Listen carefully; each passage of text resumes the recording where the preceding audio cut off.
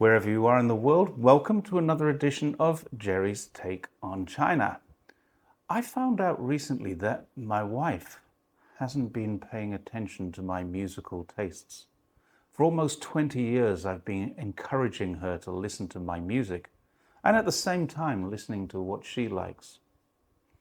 However, a few months ago, Roger Waters, a man who has been famous longer than most people have been alive, became for a short while the most famous English rock star in China. And my wife showed me a video of him in an interview and asked me, "Do you know this guy?" What made the songwriter, bass player, co-founder and singer of my second most favorite band, Pink Floyd, suddenly famous in China was a CNN interview where he told the interviewer that Taiwan is part of China and the narrative of Uyghur oppression is nonsense. Of course, he's right. He received a lot of criticism from many people who've never been there, but who can quote many other people who've never been there as experts. Over the next few weeks and months, though, wherever I went in China, I would hear great music. So for me, there was an upside to it. I was pretty happy about that.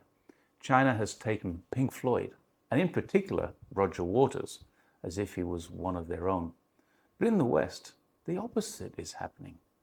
No one is allowed to speak the truth about China. The narrative must be followed, and anyone who does so must be discredited.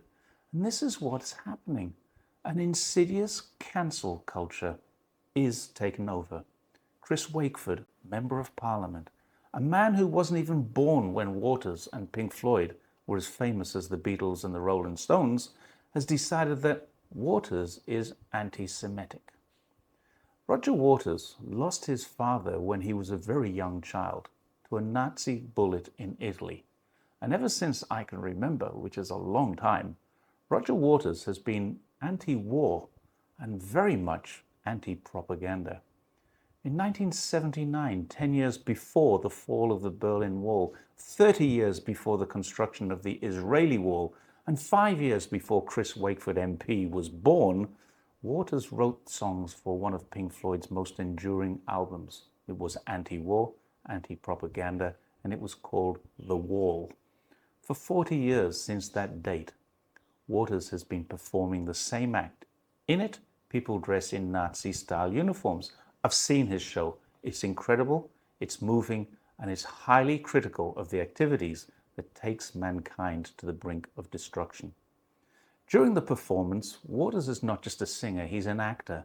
And during the show, we see some Nazi-style leather coats, not to glorify Nazis, but to criticize them. He's been doing the same act for 40 years, but suddenly, a few months after speaking out on China, someone has interpreted his musical show in a very different way. Media headlines are critical. His concerts have protests outside them, and he's received personal attacks, even threats.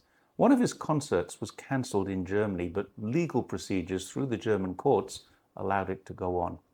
He's made a video about this, I've linked it, and in it he states the problem is that people believe he's anti-Semitic.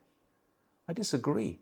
I believe the real problem is that he's pro-China. Roger Waters is a man who has courage and he has conviction. He has a huge following which transcends generations. When he says something, many people listen.